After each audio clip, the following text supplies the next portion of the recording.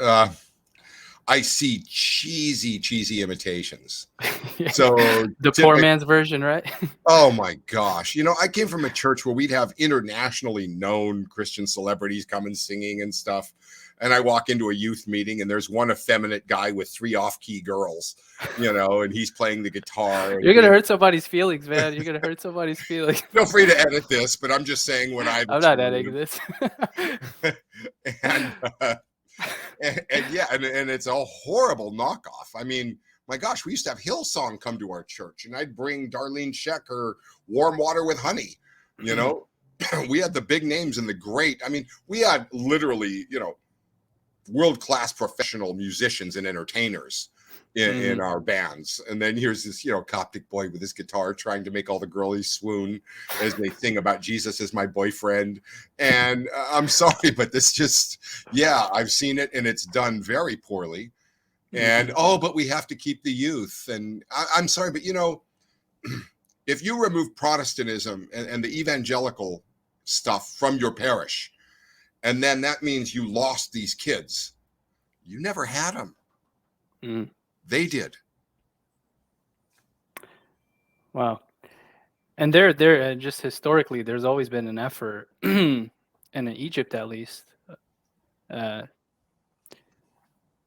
counteract, because the evangelicals here aren't proselytizing to Orthodox people really, but in Egypt it actually happened a lot. That's where Sunday school essentially started, right, in Egypt, and I think like the 1880s, 1890s. It was just a bunch of poor people without Bibles. Evangelicals came, gave them Bibles, took them to Sunday school, and then the church started like, oh, wait, they're taking a lot of our youth away. It's still a problem in Egypt till this day, I believe. So you might even see actually more of the kind of poor man's Protestantism in the Orthodox Church in Egypt than it is here, actually. But yeah, that is interesting.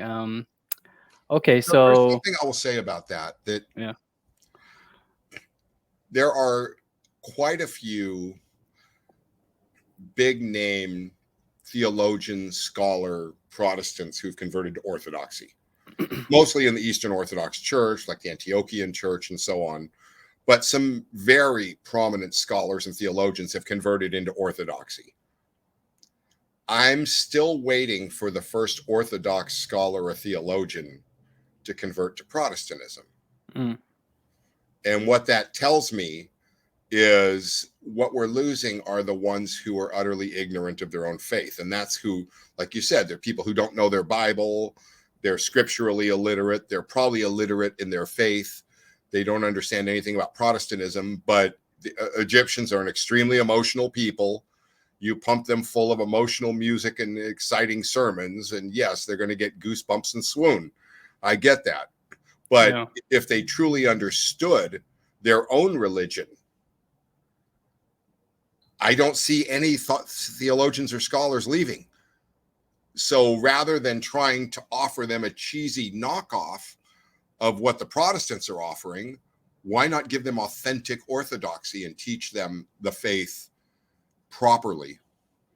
And you haven't been shy about calling this out. I've seen you get into a few kerfuffles on Facebook with people, and why do you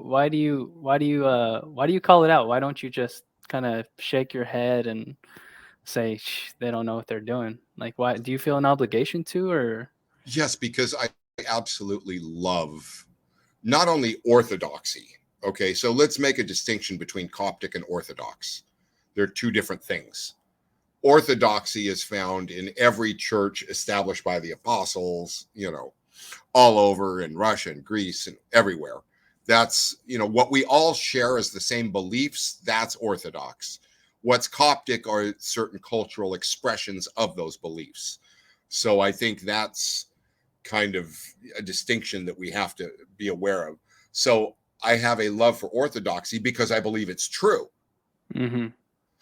I have a love for Coptic Orthodoxy because I believe it is really unique in its expression, in the way it encapsulates kind of the spirit of the early church. And it has some very distinct characteristics to it that I absolutely love. But I think the biggest reason is because if somebody is coming to church, is going to this, they're seeking God. And it's okay, let me put it like this. A person has cancer. Two people have cancer, and it's serious. And they go to two different doctors, and they have the same cancer.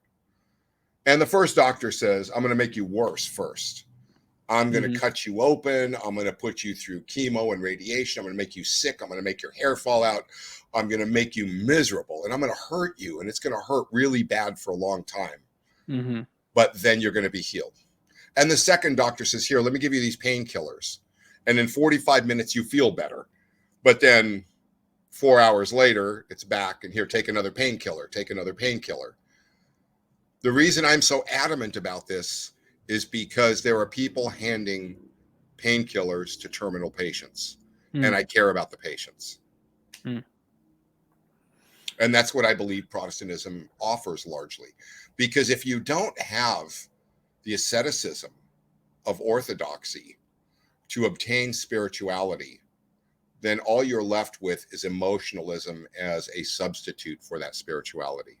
It's the closest you can get to actual spirituality.